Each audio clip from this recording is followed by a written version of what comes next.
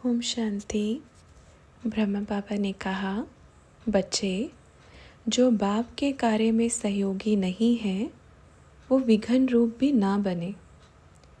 कहाँ पर भी बैठे हो, कुछ भी बैठे हो, जो सहयोगी नहीं है, आप सहयोग भल मत करो। बाबा अपने आप कर लेगा। बाबा के पास पूरी फौज बैठी है। जो सहयोग नहीं कर सकते वो विघन रूप भी ना बने, क्योंकि आपके विघन डालने से तो बाप का कार्य नहीं रुकेगा, पर आपका पाप कर्म बनने से कोई रोक नहीं सकता।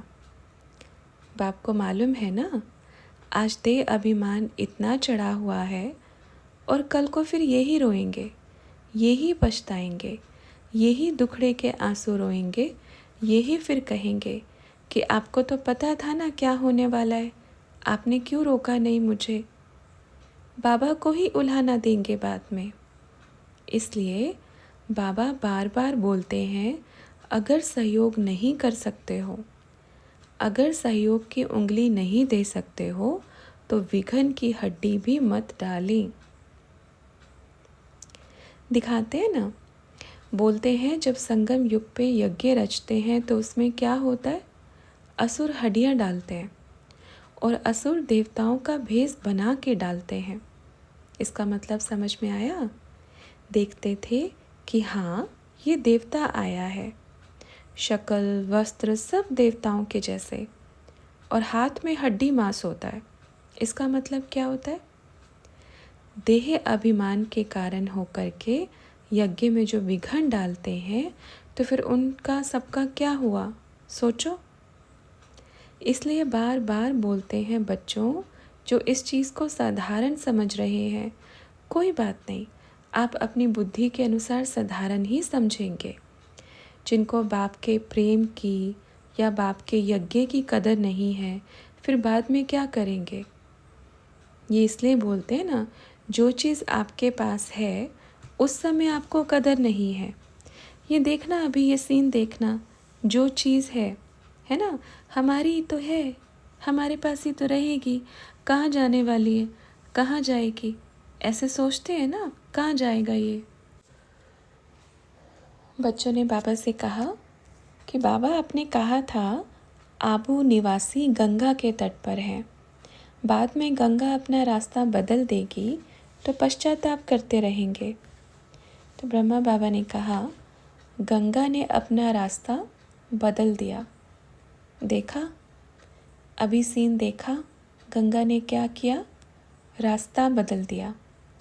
अभी क्या होगा उनका, मधुबन निवासी गंगा के तट पर है। अगर गंगा ने रास्ता बदल दिया तो सूखा आ जाएगा, अकाल पड़ जाएगा, क्योंकि नदी ने रास्ता चेंज कर लिया है। नदी का जो बहाव है वो दूसरी तरफ है। इसलिए कभी देह अभिमान में नहीं आना चाहिए कि नदी हमारी है। मानो कैसे, ये हमें छोड़ के कहीं जाने वाली नहीं है, ये हमारे पास ही रहेगी। तो क्या नदी को रास्ता बदलना नहीं आता? प्रैक्टिकल में बदलती है, उसके पीछे पीछे सब आ जाते हैं। तो इसलिए बच्चे, इस देह अभिमान की चीज़ से बाहर निकलो।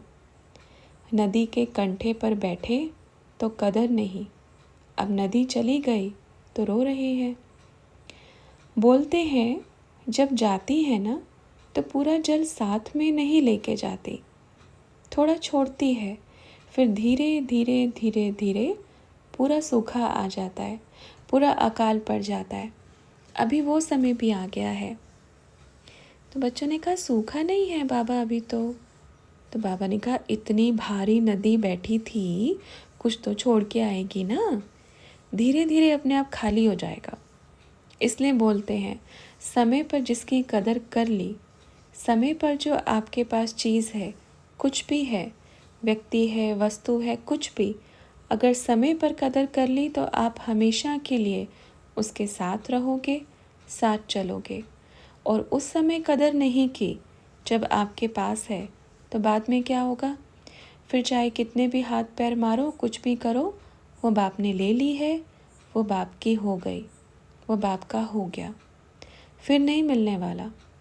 और ऐसा नहीं कि बाबा इतने वर्षों में चांस नहीं देते। जो चीज़ जिसके पास होती है उसको फुल चांस दिया जाता है, फुल समय दिया जाता है, पर उस समय हम फिक्स करके बैठ जाते। ये हमारा देह अभिमान है, ये हमारा अहंकार है। नहीं, इसको हम कैसे भी चलाएंगे, इसको हम कैसे भी रखेंगे, ये तो हमारे पास ही रहेगा ना, कहाँ जाएगा छोड़ के, कोई रास्ता थोड़ी है, कोई ठिकाना थोड़ी है। बाबा का तो पूरा संसार है, ठिकाने की बात क्या करते हो। इसलिए बोलते हैं कि बच्चों, समय रहते समय की कद्र करना सीखो, नहीं तो बुरा समय आने में देर नहीं लगती। लेकिन फिर भी बाबा चांस देते हैं बच्चों को, क्योंकि बच्चे किसके हैं, बाप के हैं ना। अच्छा, ओम शांति।